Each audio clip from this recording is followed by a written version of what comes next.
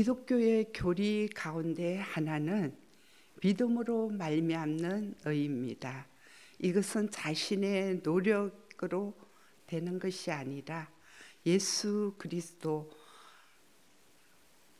그분의 사역을 믿음으로써 하나님 앞에서 의롭다고 선포되는 말씀입니다. 우리가 로마서 10장 10절에 보면은 사람이 마음으로 믿어 의에 이르고 입으로 시인하여 구원에 이르느니라고 말씀하고 있습니다. 이 교리를 예수님은 비유적 방식으로 몸소 실천해 보이시면서 들려주셨습니다. 이 교리의 핵심 진리를 이야기로 묘사하신 것입니다. 오늘 우리가 읽은 바리새인과 세리에 대한 예수님의 비유를 보면서 스스로 의롭게 여기는 것이 얼마나 위험하고 또 긍휼함을 받아야 할 필요와 믿음으로 의롭게 된다는 것이 무엇인지 오늘 말씀에서 우리가 생각해 보고자 합니다. 하나님은 우리를 부르셔서 우리의 죄성을 일깨우시고 우리에게 하나님의 긍휼이 필요함을 알려주시고 자기 자신을 믿는 사람들을 향해서 겸손히 은혜의 복음을 선포하라고 말씀하십니다. 첫 번째로 자신을 의롭게 여기면 다른 사람을 멸시합니다. 지금까지 우리는 예수님이 무언가를 강조하고자 할 때 특정 상황 속의 이야기들을 들려주는 것을 보았어요. 우리가 계속해서 수요 말씀을 통해서 비유에 대해 말씀 들었습니다. 베드로가 형제가 잘못하며 몇 번이나 용서해야 됩니까? 라고 질문하자 예수님은 어떤 이야기를 들려줬어요? 비유로 무자비한 종의 이야기를 들려줬어요. 1만 달란트 빚진 자, 1만 달란트면 평생 갚아도 갚을 수 없는 그런 돈이었어요. 그런데 그 빚을 탕감받은 자가 100다니온 빚진 자에게 가서 갚으라고 했을 때 그 100데나리온은 3, 4개월의 임금이 된다고 해요. 그랬을 때 예수님께서 그 종을 무자비한 종으로 그렇게 하는 이야기를 우리는 들었습니다. 율법 교사가 누가 내 이웃입니까? 라고 물었을 때 예수님은 무슨 이야기를 들려주셨어요? 선한 사마리아인 비유를 들려주셨습니다. 바로 우리의 이웃이 정말 도와주는 직접적인 도움을 주는 자가 바로 우리의 이웃입니다. 말로만 하는 거 아무 소용이 없어요. 종교 지도자들이 예수님이 회개한 죄인들을 식탁에 초대한다고 비난하자 예수님은 지난주에 탕자의 비유, 두 아들에 대해서 비유를 들려주셨습니다. 이렇게 예수님은 청중들의 마음을 겨냥해서 이야기를 들려주시는 겁니다. 오늘 말씀 역시 우리가 여태까지 들은 말씀과 비슷합니다. 예수님은 영적 필요에 대해서 말씀하고 있습니다. 오늘 9절 말씀 우리 한 번 더 읽어보겠습니다. 9절 말씀, 또 자기를 의롭다고 믿고 다른 사람을 여기서 청중은 누구일까요? 누구에게 말씀하시는 거예요? 바로 두 가지를 행한 사람들을 겨냥해서 말씀하십니다. 첫째는 다른 사람, 자기 스스로 의롭다고 하는 사람들. 둘째는 다른 사람을 멸시하는 사람들. 이 두 행동은 서로 연결되어 있고 또 스스로 의롭다고 믿으면 다른 사람들을 멸시하게 되는 그런 계속해서 진행으로 됩니다. 다른 사람들을 또 멸시하다 보면 다른 사람들보다 자기가 낫다고 생각을 하게 돼요. 그래서 이렇게 악순환이 계속되고 있습니다. 이 두 요소가 서로를 얼마나 강화하는지를 아는 것이 중요한데, 두 요소가 중요한 까닭은 우리가 지금 스스로 만들어가는 개인의 가치를 높이 평가하는 세상에 살고 있기 때문이에요. 자, 자신감을 가지라고 이야기하고 자기 자신을 믿으라고 하고 스스로 해보라고, 저도 아이들한테 손주들한테 야, 너 이거 스스로 해봐, 그런 말 많이 한 것 같아요. 그런 세상에 우리가 지금 살고 있기 때문에, 그렇기 때문에 이런 사회에서 자신만의 길을 계획하고 자신만 스스로 하는 그런 세상에서 이제 자꾸 자립을 추구하고 이러는 것들을 우리가 그러한 마음가짐을 구원에 적용하면 어떻게 되겠어요? 정말로 위험합니다. 스스로 해봐.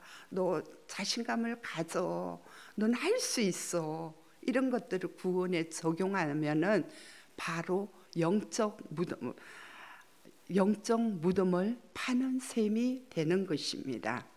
오늘날의 자기 힘과 노력으로 하나님께 스스로 나아갈 수 있다는 생각이 숭고하게 여겨지거나 칭송받을 만한 일로 평가되기도 해요.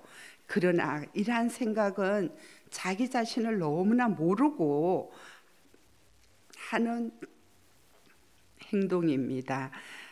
이러한 생각을 하나님은 우리가 하나님을 자기 힘으로 기쁘시게 할 수 있다는 생각, 저 스스로 의로워질 수 있다는 생각은 하나님의 기준을 따라잡을 수 있는 것쯤으로 폄하하거나 하나님과의 단절을 초래하는 모든 죄를 큰 관심 없이 대강 보아 넘기게 된다는 것입니다. 우리가 스스로 의롭게 여길 때 나타나는 특징은 무엇입니까? 스스로 의롭게 여길 때 자기 자신을 믿는 사람들은 다른 사람들을 멸시합니다. 당시 예수님의 말씀을 들었던 사람들은 뒤틀린 시선으로 주변 사람들을 보게끔 하는 잘못된 믿음을 가지고 있었는데, 그들은 자기 죄를 알지 못했기 때문에 스스로 의롭다고 생각하게 된 것입니다. 이런 일은 하나님의 기준을 사람이 다다를 수 있는 수준으로 끌어내린 결과로 벌어지는데, 일단 그렇게 생각하면 자신을 하나님께 비추어 보는 대신 주변 사람들을 봅니다. 주변 사람들보다 더 잘하고 있다고 생각하는 한 우월감이 자리를 잡게 돼요. 자, 우월감이 자라게 되면 스스로 의롭다 여기는 것이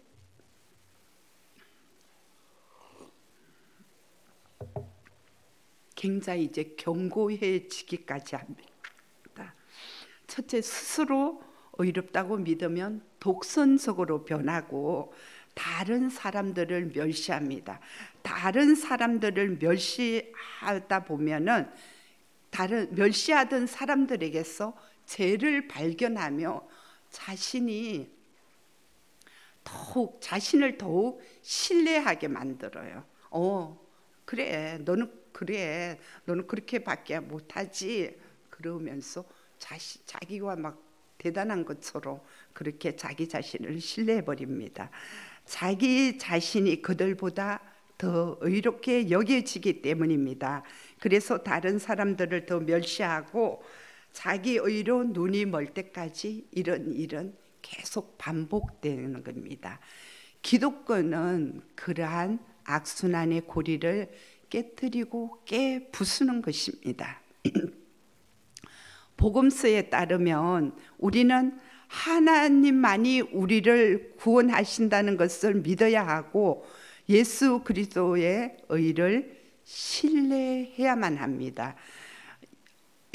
이 몸의 소망 무행가 우리 주 예수뿐일세라는 찬송가 가사처럼 복음은 자기 자신을 믿는 것이 아니고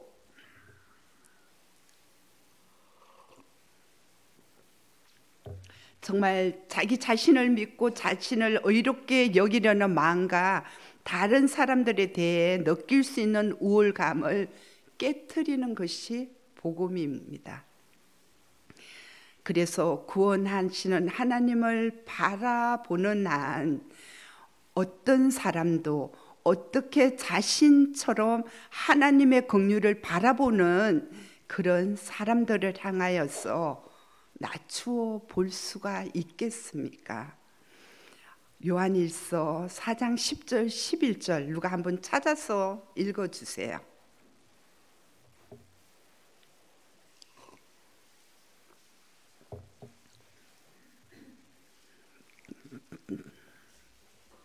먼저 찾은 분 읽어주세요. 요한일서 4장 10절 11절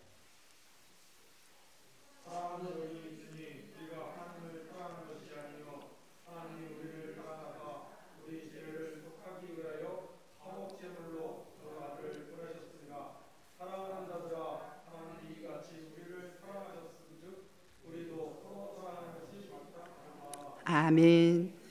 하나님이 우리를 사랑하사 독생자를 보내고 그 사랑을 우리가 기억하면서 서로 사랑하는 것이 마땅하다고 그렇게 말씀하고 있습니다. 두 번째로 자신을 의롭게 여기면 감사의 말로 의를 포장하기도 합니다. 예수님의 비유는 성전에서 기도하는 두 사람을 보여줍니다. 바리새인과 세리의 기도인데 바리새인의 기도부터 오늘 우리 말씀을 통해서 한번 다시 읽어볼게요. 10절부터 12절까지 말씀입니다.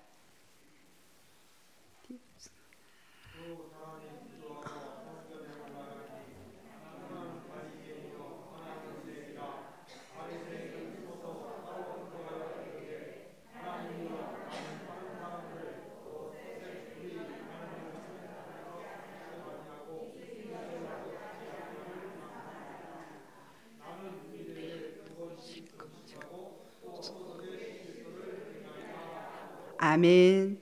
앞서 우리는 스스로 의롭게 여기는 마음이 자라면 자기 자신을 신뢰하고 다른 사람을 멸시한다는 것을 생각해 보았습니다.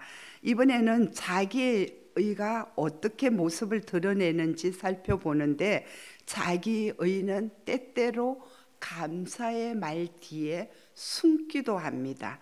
바리새인은 가장 나쁜 예들을 보여주고 있는데 그러나 그 당시 청중들은 바리새인을 나쁜 사람으로 여기지 않았을 거예요.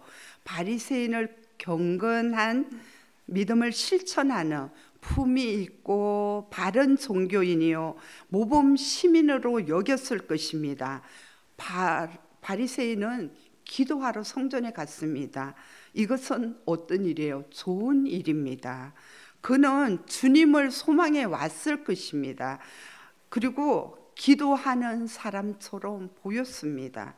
그뿐만 아닙니다. 바리새인은 하나님께 자신이 행한 선한 일들에 대해서 감사를 드렸습니다. 이것은 좋은 일이죠.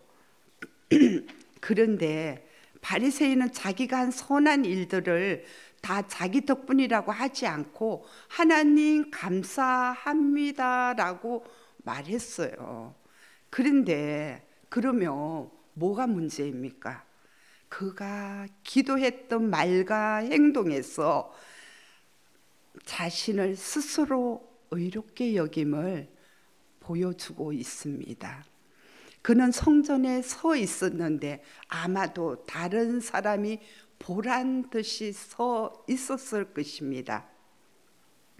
그는 하나님께 감사 기도를 드렸지만 하나님이 위대하시고 거룩하셨어가 아니라 자기가 했던 일들, 자기가 행한 의로운 일들, 그런 것만 하나하나 이야기했습니다. 그래서 자기는 다른 사람과 틀리다고 그렇게 믿고 있었습니다. 그래서 그의 기도를 들어보면 바리새인은 죄인들을 토색하고 불의하고 간음한 자들로 정의하고 자신과 성전 공간에 같이 있는 세리에 대해서도 이 세리와도 같이 아니함을 감사하나이다. 그는 자신은 잘 모르고 다른 사람들은 확실히 아는 것 같습니다. 자, 정말 기도하면서 하나님을 바라보지 않고 주변 사람들을 바라보았던 거예요. 어떻게 내 기도를 하는데 이 사람하고 같이 아니함을 감사하나이다 라고 기도할 수 있겠습니까? 그래서 정말 그는 그가 진실로 하나님의 어미하심을 알았다면은 자신도 그 세리처럼 긍휼을 구해야 했을 것입니다. 정말 자기도 죄인임을 고백하며 하나님의 긍휼하심을 구하는 그러한 기도를 해야 했을 겁니다. 그뿐만 아닙니다. 바리새인은 자기가 금식도 하고 11조도 드린다고 기도합니다. 그가 기도하는 동안 나를 얼마나 반복하고 있는가 모릅니다. 자기의 의로움을 하나님 앞에 나타내고 있습니다. 다른 사람들에게 보여주고 있는 것입니다. 그는 하나님의 이름을 빌려 기도를 하고 있지만 결국 자기 기도를 하고 있었던 겁니다. 그래서 자기 정당화는 여러 모양으로 가장하는데 자기 정당화가 무서운 것은 스스로 알아차리지 못하기 때문입니다. 그렇게 생각하는 까닭은 우리가 자신이 아닌 하나님을 믿는다고 기도하기 때문이고 스스로 의롭게 여기면 냄새가 나기 마련인데 안타깝게도 그 냄새를 가장 마지막에 맡는 사람이 바로 자신이라는 것입니다. 이 이야기는 자기 정당화의 늪에 빠지기 쉬운 모습을 보여주며 하나님과 사람들 앞에 자기 선행을 모조리 진열하면서 그 선행이 자기 위상을 높여줄 것이라고 생각합니다. 자기를 정당화하려는 마음을 알아차리지 못한 채 선행에만 연연하다 보면은 우리는 혐의를 벗고 자기 자신을 정당화하게 돼 있습니다. 그래서 내게 선한 마음을 주신 하나님께 감사하는 거야. 누가 봐도 독실한 사람이야. 그리고 내 주변에 나보다 더 잘하는 사람이 있어? 그러면서 그래도 내가 지키는 종교의식이 중요하지 않다고 말할래? 자기 의에 들떠서 자기를 한껏 다른 사람들과 비교해서 우월하다고 생각하는 겁니다. 하지만 자기의 의가 감사의 말로 포장되거나 하나님의 영광을 위한 열정으로 행한 것으로 외견상 드러날 때조차 자기의 의는 여전히 자기 합리할 뿐입니다. 다른 사람들에 대해서는 행동으로 엄밀하게 판단하지만 자신에 대해서는 의도로 판단한다는 말이 있습니다. 우리는 자신을 판단할 때보다 다른 사람을 판단할 때 더 모질게 합니다. 자기 자신이 행한 거는 대충 넘어가고 다른 사람에게서는 변호사처럼 정확하게 꼬집어서 그렇게 할 때가 많다는 겁니다. 세 번째로 자비를 구하는 단어는 하나님의 은혜를 받았다는 표시입니다.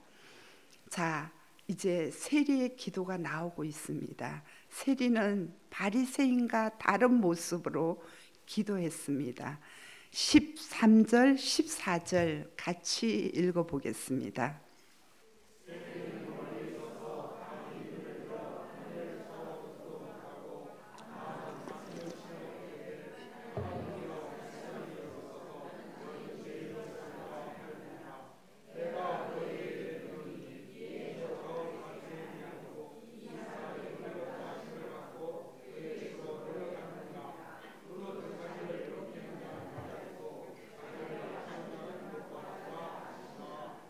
아멘.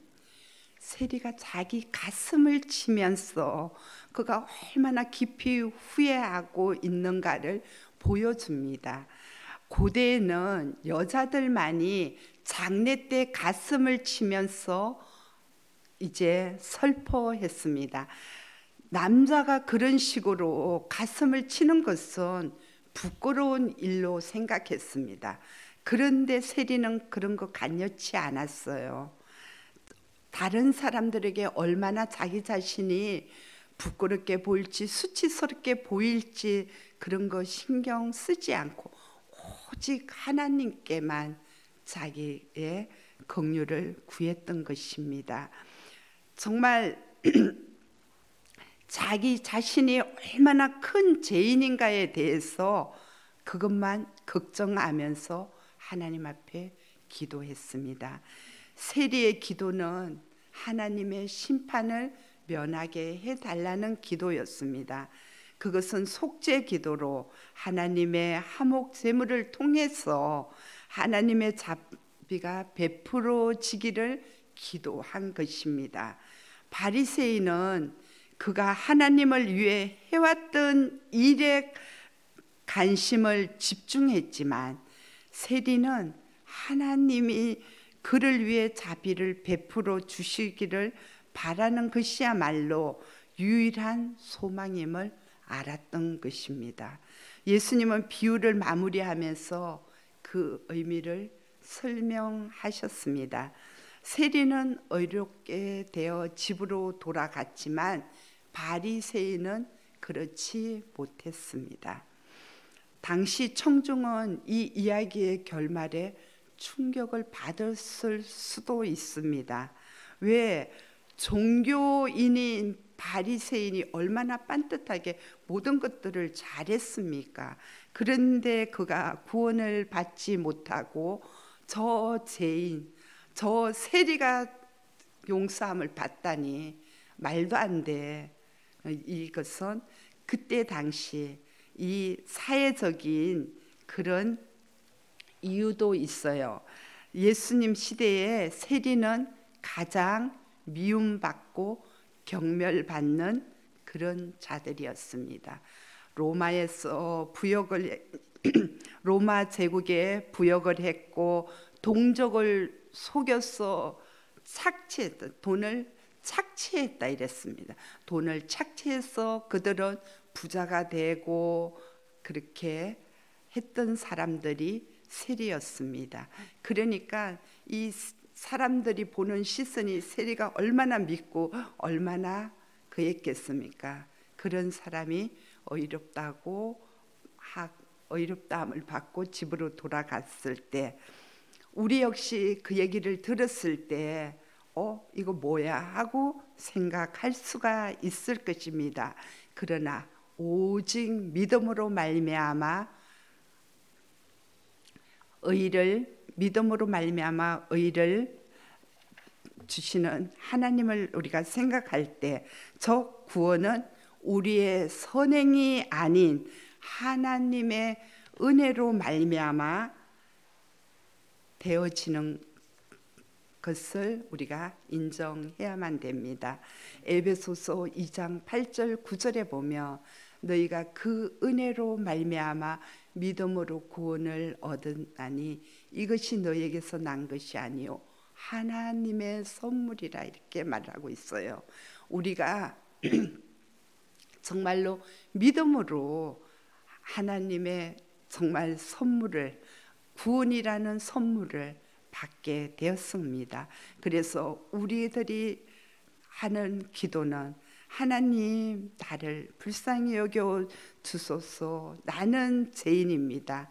주님 내게서 진노를 거두어 주옵소서. 내 소망은 오직 주께 있습니다.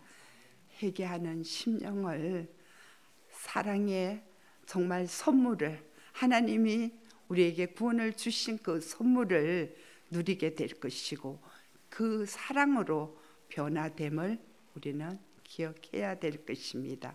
사도행전 2장 38절 39절 누가 한번 찾아서 읽어주세요.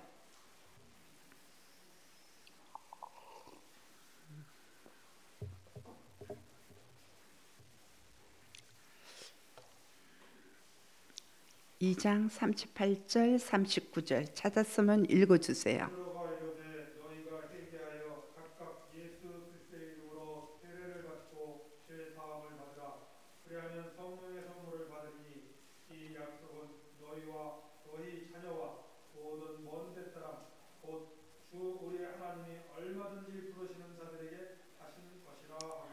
아멘.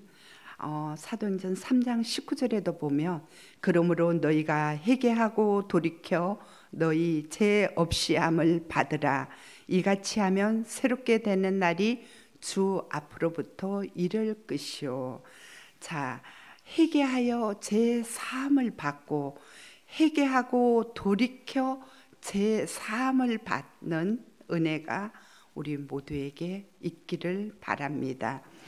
결론적으로 바리새인과 세리비유는 교만과 겸손, 행위로 말미암는 의와 믿음으로 말미암는 의를 보여주고 있습니다. 오늘 우리가 읽은 14절 후반절에 보면 자기를 높이는 자는 낮아지고 낮추는 자는 높아지리라고 그렇게 말씀하고 있습니다. 하나님은 우리에게 다른 사람을 낮추어 보지 말라고 말씀하고 있습니다. 정말 구원하시는 하나님을 바라보라고 말씀하고 있습니다. 사람이 율법을 행함으로 스스로 의롭게 될 수는 절대로 없고 세리처럼 오직 예수 그리스도의 대속의 은총을 믿음으로만 하나님께 의롭다 인정함을 받는 이 진리를 우리 모두가 믿고 나아가는 그런 복된 삶이 되기를 바라겠습니다. 기도하겠습니다.